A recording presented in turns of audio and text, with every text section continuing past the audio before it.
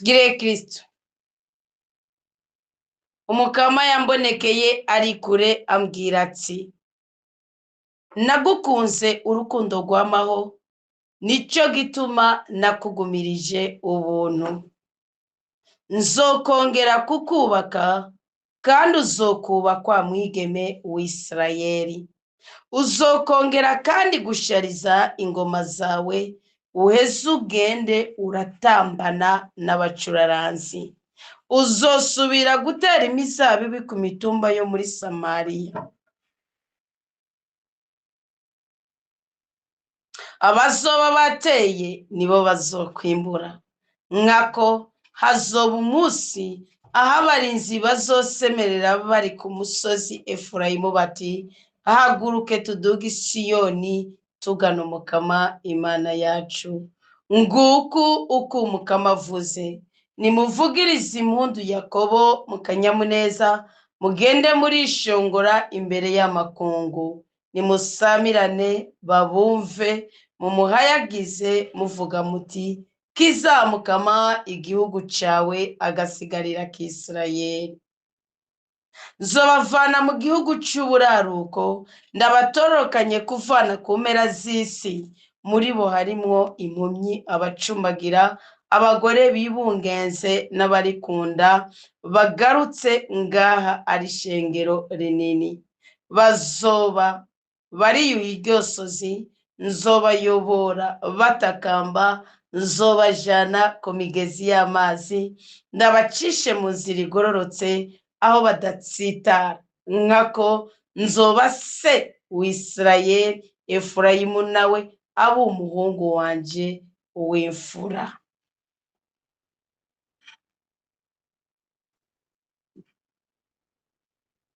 Ndaje Mukama imbere yawe,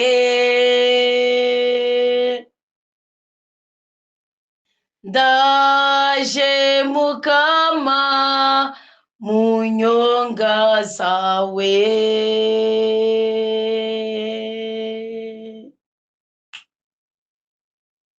Naho ndi mubi ntunyibagire, ngirira ikigongwe Mukama.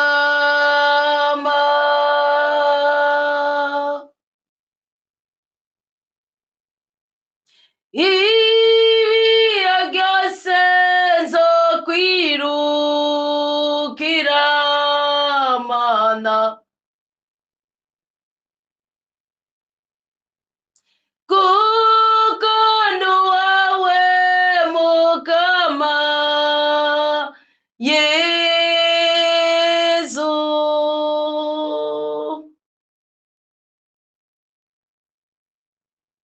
Nta kimwe cyantandukanya nawe Mana, kuko ndi uwawe Mukama Yezu.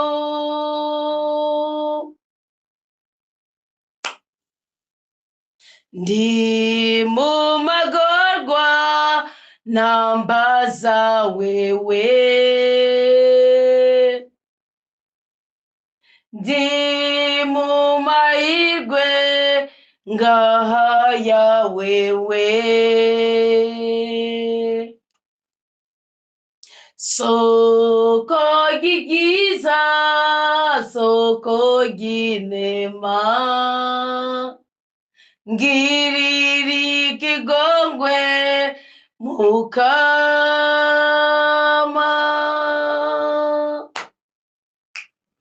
Ibihe byose nzokwirukira Mana, kuko ndi uwawe Mukama Yezu.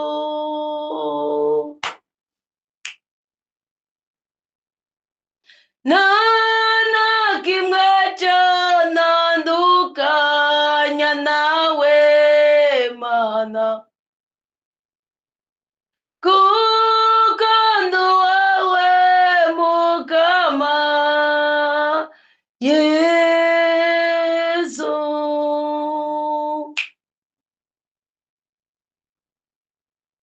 Mana mubyeyi n'imbabazi, umwana wawe yarancunguye, ijambo ryiwe rimbera umuco, ndaje mukama nyakira,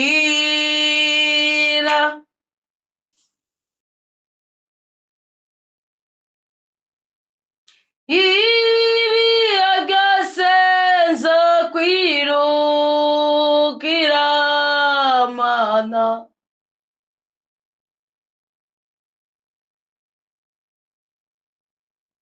kuko ndi uwawe mukama Yezu.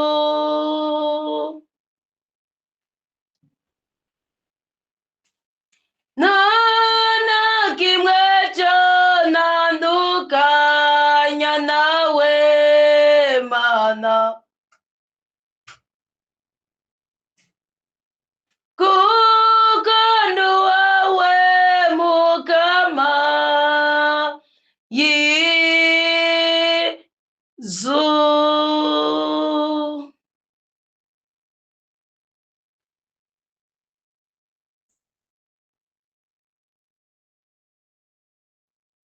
Mukama turagukengurukiye cyane kubw'iyi ngabirano y'ubu mwuka w'abazima dufise twebwe ibyaremwe byawe. Turagushimiye cyane kubw'iri jambo ryawe ry'ubuhanuzi uduhereye kuri iyi sahani yo muri Yeremiya 31, uhereye ku murongo wa 3 gushika ku murongo w'9. Esi 60 mukama yosa n'ubumuntu ubuzima muri twebwe, ikatwugurikire ciza ku buzima bwacu, inyenyeri zacu zari zarazimye zikongera zigapfukurwa. Dawe wa twese ubwagiye mu ijuru, kuri iki gicaniro cy'ubutabazi bwawe ku buzima bwacu cya saa 9 y'ubucagucagu, isaha nyeranda, isaha intsinzi yacu yagaragariye ko, sagaseseshwa rumuri turi mu isaha ryo hagati ya saa 9 na saa 12. yawe ubana natwe umunota umwe wonyene, yawe uja kubana natwe amasaha 3 yuzuye. Mukama mwirujikije umutima wanje ngusabye umugisha kuri we, eka ndetse n'uwo bizoba ko hanyuma ndasabye ubudahangarwa bwawe bube muri twebwe. Mwami Imana nyaguhora ku ngoma, wewe uri urutare rw'ubuzima bwacu, wewe uri agahimbare kacu, wewe uri nyene ijuru n'isi.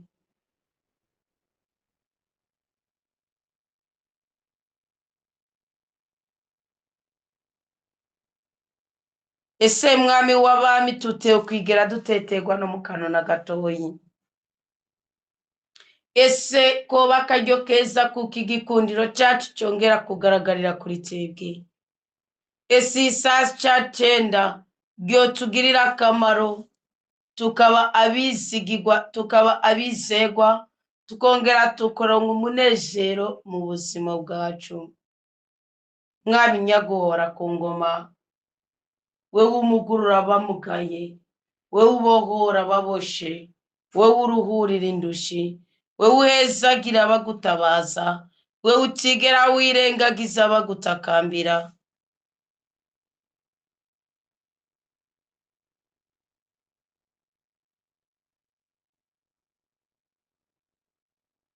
uri mu minwe yawe ntaco yo kwinona,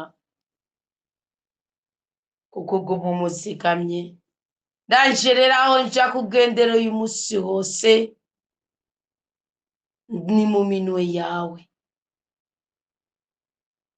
kandi mfise umutima unyotewe kukwishimira. Duhuje umutima, turi ku mpande zine z'isi, turi mu mibabaro no mu mitwaro no mu minezero bitandukanye nk'uko natwe dutandukanye, ariko twese duhuje umutima kugira ngo Kristo Yesu yuzuze isezerano yadusezeraniye ko niduhuza umutima turenga babiri ko azoba kumwe natwe ngo atugirire neza. Kama Yesu Kristo umukiza w'indwara zose, iyi saa cyenda ntiwakunda kuza imitego y'abarozi, iyi saa cyenda ntiwakunda kuza imitego ya shetani, iyi saa cyenda ntiwakunda kuza imitego izana ibisuzuguriro, iyi saa cyenda ntiwakunda kuza indwara zituma abana b'Imana bononekara, iyi saa cyenda, iyi saa cyenda, iyi saa cyenda, iyi saa cyenda.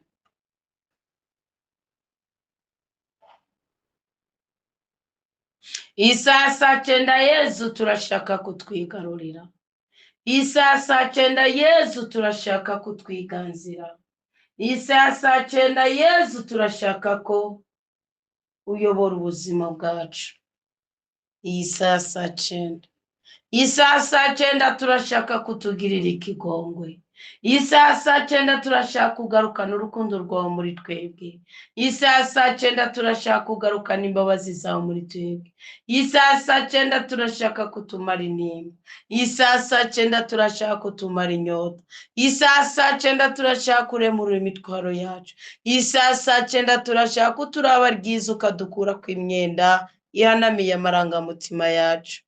Yesu, iyi saa cyenda turashaka kuduha ikintu gishasha, iyi saa cyenda turashaka gukora ukazibura inda zitabyara zikabyara, iyi saa cyenda turashaka kumara imibabaro amarangamutima yacu, iyi saa cyenda turashaka kongereza urukundo amarangamutima yacu, iyi saa cyenda turashaka gukosora imitima yacu kandi ukabikorera mu ibanga ry'urukundo rw'umubyeyi n'umwana.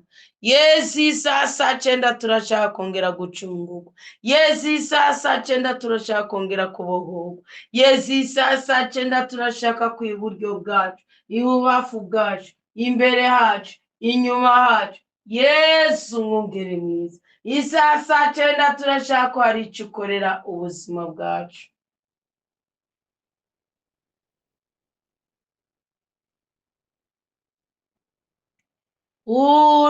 Urumukiza twese duhurumbira, ibyiza byose tubikesha wewe.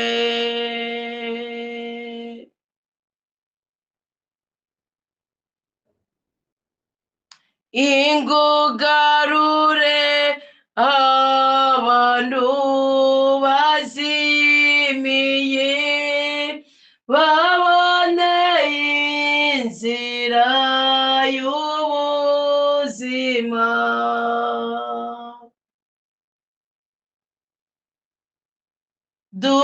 Durukundo rutagira agahemo, hagati yacu haba amahoro.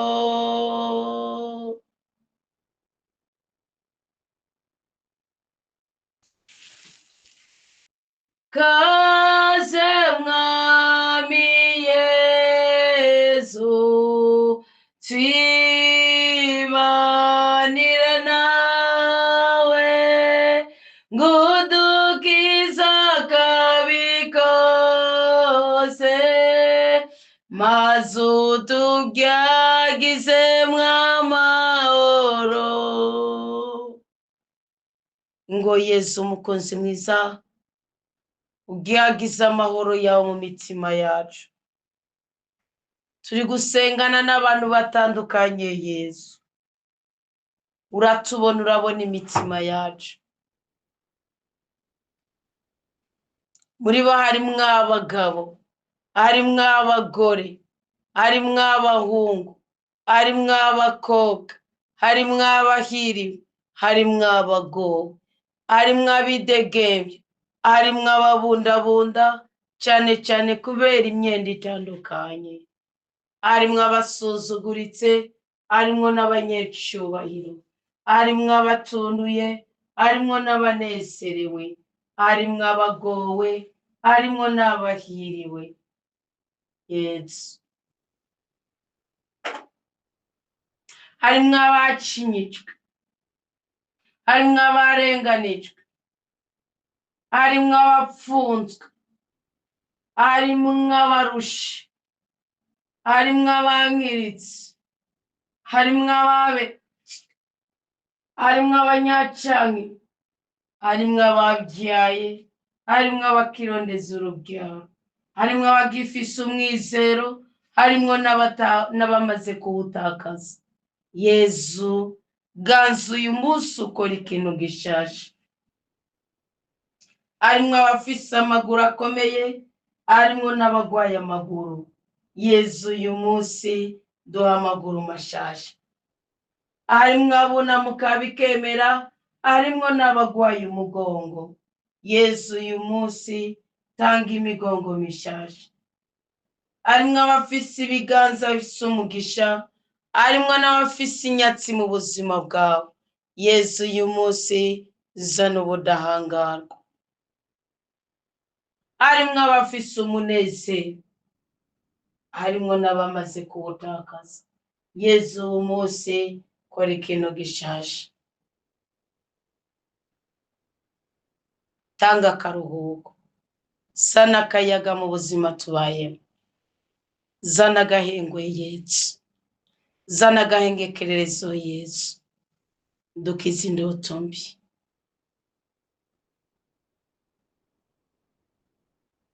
Turashaka uyu munsi kugira isengesho ryo gukira imibabaro yo mu mutima, kandi iryo sengesho dusenga tuganisha amarangamutima yacu ku Mana mushobora byose. Mukama, niwe utubwiye, niwe utubonekeye, uratubwira ko udukunda urukundo rwamaho, kandi ko ari cyo gituma watugumirije ubuntu.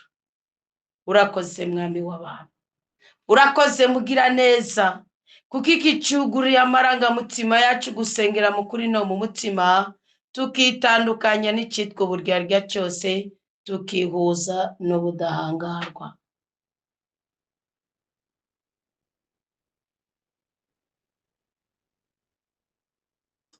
Turagukengurukiye ko wemeye kongera kutwubaka.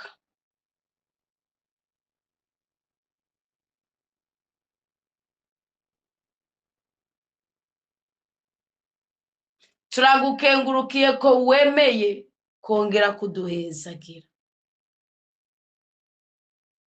Turagukengurukiye ko wemeye kongera kuduteturura.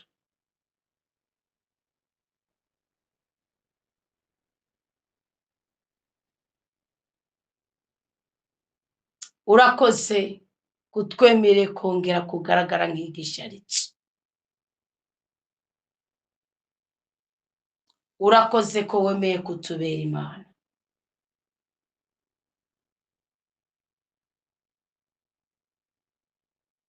Urakoze ko wemeye kutuvana mu cyankiro ukadushira mu gikukundiro, kuko wavuze ngo zobavana mu gihugu cy'uburaruko, ndabatorokanye kuva ku mpera z'isi.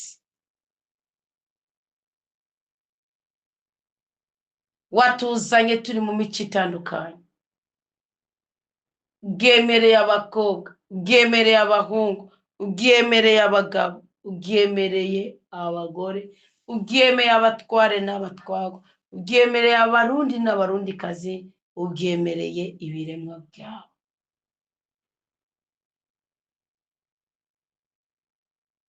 Mukama, nutuvane mu bukene udushire mu butunzi kuko urabishoboye. Mukama, nutuvane mu bukumu dushire mu bukenyezi urabishoboye. Mukama, nutuvane mu bugumbu dushire mu bubyeyi urabishoboye. Mukama, nutuvane mu busore dushire mu bugabo urabishoboye, wo bitegura kandi ukabikora neza. Mukama, nutuvane mu bushomeri dushire mu bushobozi bwawe. Mukama nutuvane mu bunyakamwe udushire mu butware bwawe. Mukama nutuvane mu kavuyo udushire mu budahangarwa bwawe. Mukama nutuvane mu byaha udushire mu butungane bw'umutima n'ubutonganuke bw'umutima. Mukama nutuvane mu gacinyizo udushire mu mwidegemvyo. Mukama nutuvane mu gwango udushire mu rukundo. Mukama nutuvane mu cankiro udushire mu gikundiro. Mukama nutuvane mu kwankirika udushire mu gukundikirika. Mukama nutuvane mu kubundabunda udushire mu kwidegemvya. Mukama nutuvane mu madeni udushire mu budahangarwa bwawe. Mukama nutuvane mu gasho dushire mu miryango yacu. Mukama nutuvane mu bitaro dusubize mu miryango yacu. Mukama nutuvane mu makuba udushire mu budahangarwa. Mukama nutuvane mu gacinyizo uduhe umwidegemvyo. Mukama nutuvane hahandi tutokwivana. Mukama nutuvane handi tutokwivana. Mukama nutuvane handi tutokwivana. Mukama nutuvane handi tutokwivana. Mukama nutuvugire handi bitokunda ko twivugira. Mukama nudukure kwicangiro. Mukama nudukure ku rusaku. Mukama nudukure ku bugome. Mukama nudukure ku ibicumuro. Mukama nudukure mu busambanyi. Mukama nudukure mu kaborego. Mukama nudukure mu kigenzo kabisi. Mukama nudukure mu kamenyo kabatwenzi. Mukama nudukure mu gashinyaguro. Mukama nudukure mu mibabaro. Mukama niwemere kudutakaza. Mukama niwemere ko tugenda kagirira. Mukama nudukure mu bumuga. Mukama nudukure mu bumuga. Mukama nudukure mu bumuga. Mukama nudukure mu gatwengo k'isi. Mukama nutunezereze. Mukama nutunezereze. Mukama nutunezereze. Mukama dukize. Turihira amadeni tugenda. Abacu bari mu gasho bakureye. Abacu bari mu gasuzuguro bakureye. Abacu bari mu gacinyizo bakureye. Abacu baboshwe n'ibisokuru bibe bakureye. Urakoze. Urakoze nyine ijambo. Urakoze nyine ububasha. Urakoze nyine ubushobozi. Dawe wa twese uri Imana mushobora byose.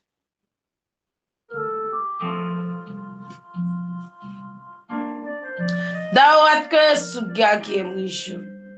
Wewe uri umuremyi w'ibyiza byose. Wewe uri umuremyi w'isi n'ijuru. Ndaje imbere yawe muri Isaya 9 Mukama, fise umutima uremerewe ariko nyotsewe ubwiza bwawe.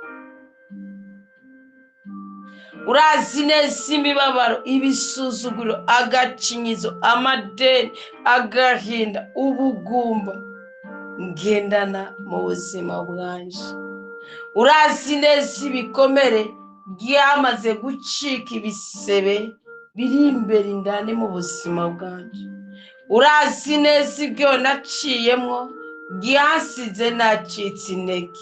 Urazi neza ibyo nabayemwo igihe mu kibi, ukubengwa, ukwankirika, guhora mu ruzerezi, ukurondera sindongo, imibabaro, imikoshi, ugutabwa. Urazi ko atacuhishijwe mu buzima bwanje. Ibyo byose byasize bishizemwo kwidodomba mbinyuma y'uruhongore rw'abana bawe. Mukama mbabarira wumve gusenga kwanje. Erega biranditswe muri Zaburi ya 34:18 ngo Mukama ari hafi y'abafise umutima umenetse. Ndakwizigiye kuko uri hafi yanje muri aka kanya, untera iteka kandi unteturure mu makuba atandukanye. Noneho uransezeraniye ko uje kunyubaka kandi nzokubakika neza. Uje kunsubiza izina kandi izina giye gikundiro. Uje kunshariza kandi nanjye nzoshariza aho merereye. uje kongera gutera umuzabibu ku mutimba amerereyeko, kandi uwo mugisha nzowuhabwa n'abandi bawamureko. Kama Yesu Kristo umukozi mwiza, wewe uri umwungera turagira mu canya cy'ubwatsi butotaye, wewe udushira hafi y'amazi adasuma ngo amene amatwi yacu. Ndagusabye ukiza umutima wanje Yesu, kiza umubiri wanje, kiza ingingo zanje, mbohoraho mboshe, cagagura imigozi yose igisokuru kibi canshizeko, cagagura imigozi yose izana igisuzuguro mu buzima bwanje. Ndumva umutima wanje ugomba guca bugufi, ndumva uruhanga rwanje rugomba kubarara ku birenge byawe, ndumva amavi yanje agomba gupfukama munsi y'umusaraba mweranda, kugira ngo ibyago byose byamaze kuntera ndabikugweko mu izina ryawe.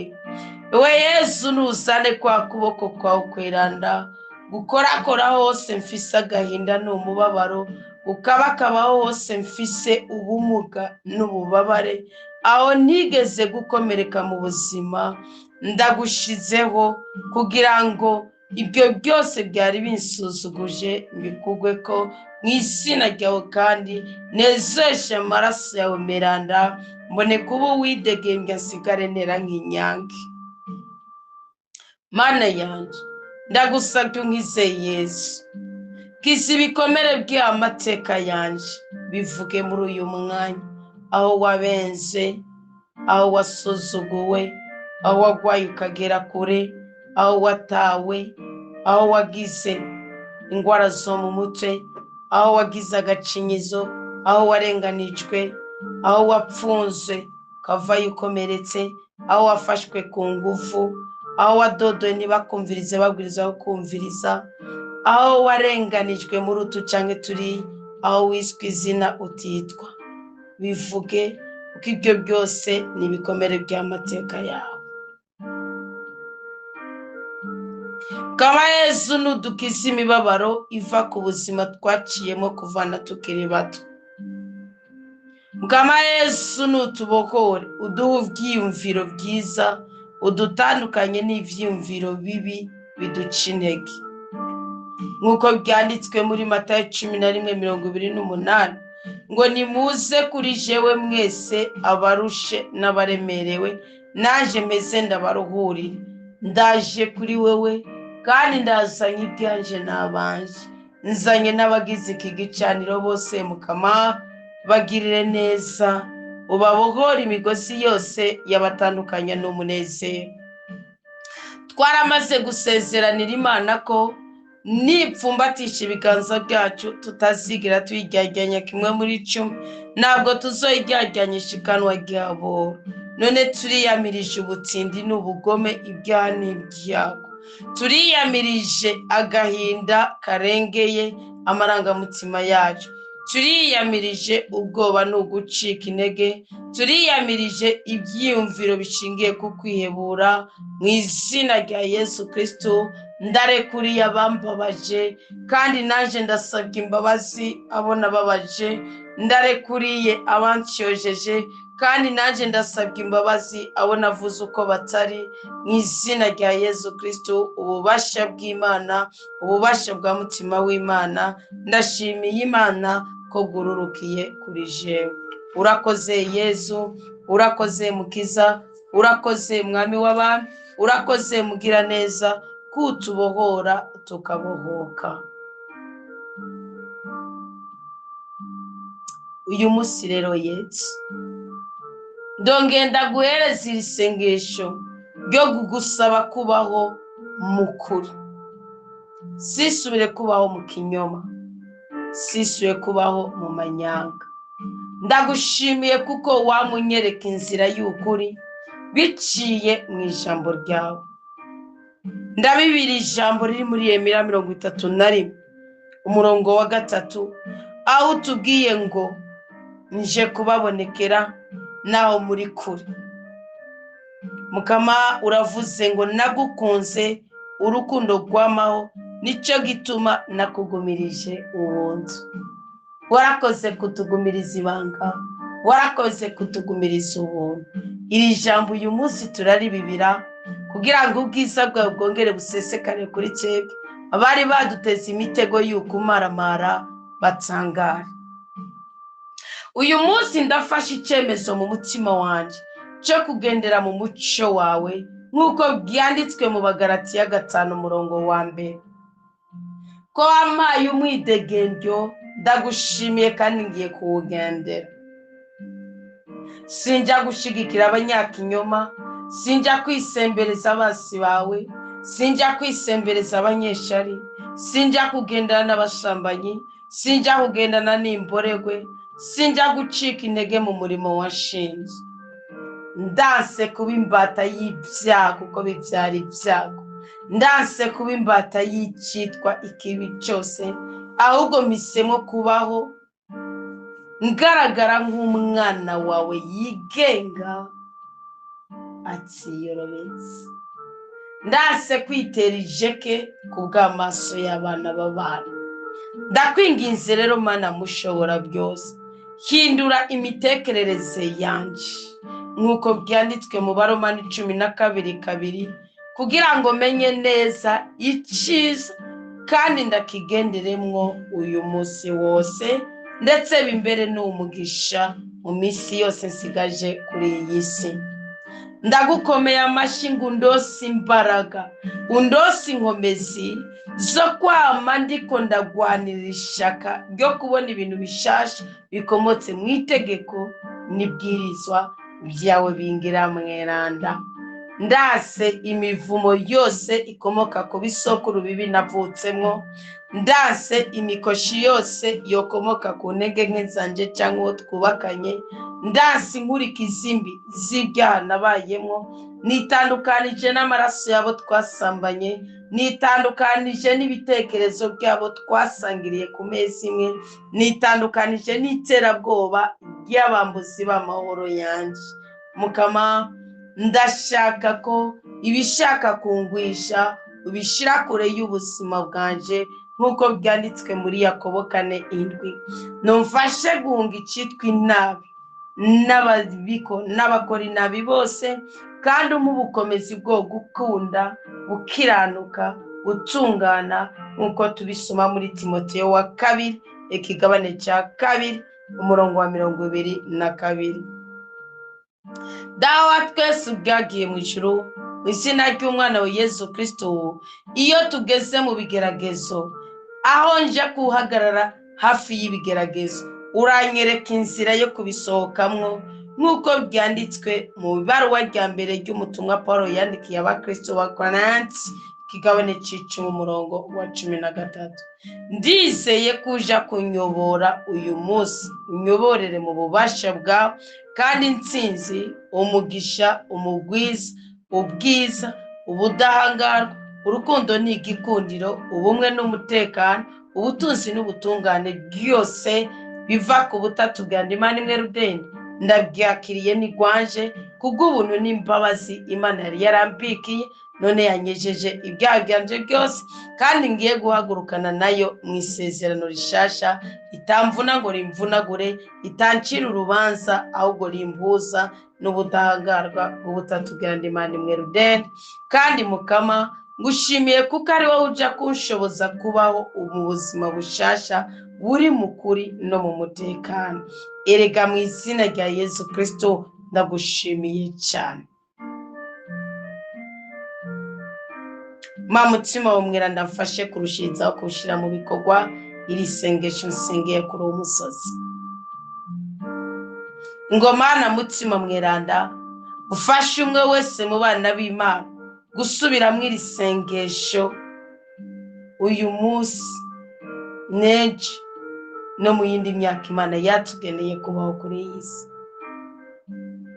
Fasha abana b'Imana guhitamwo umurongo umwe, awiyumvireko, agerageze kuwushira mu bikorwa, kuwushira mu ngiro, kuwugendera, kuwizereramo. Yige kwiga kwirinda ikibi runaka, yihambire ku cyiza runaka. Agira umwanya wo gutuza no gutekereza ku byo yakoze neza cyane kubyo yakoze nabi kugira ngo afashwe na Mutima Mweranda kubikosora.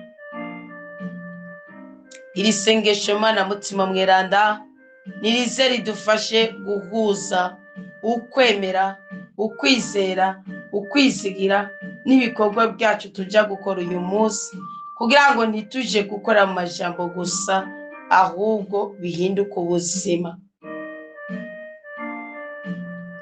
Ese iri sengesho ryoduhindura iminyuro y'ubuzima, Uwiteka akarushirizaho guhabwa icubahiro mu buzima bwacu.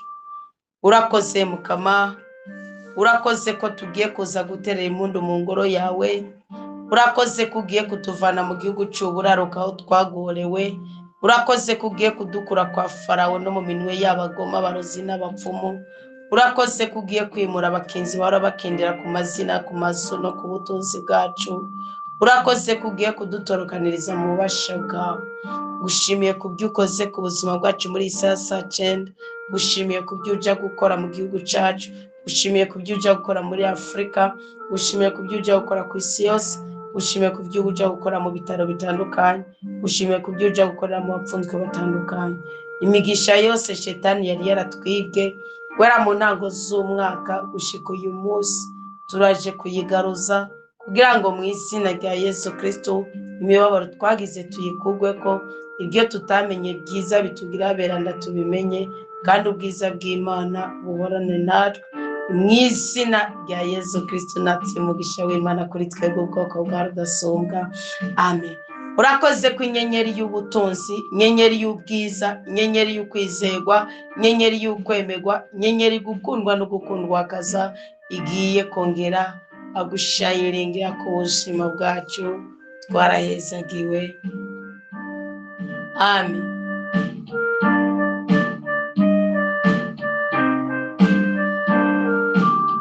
Ndagukunda cyane Mukama,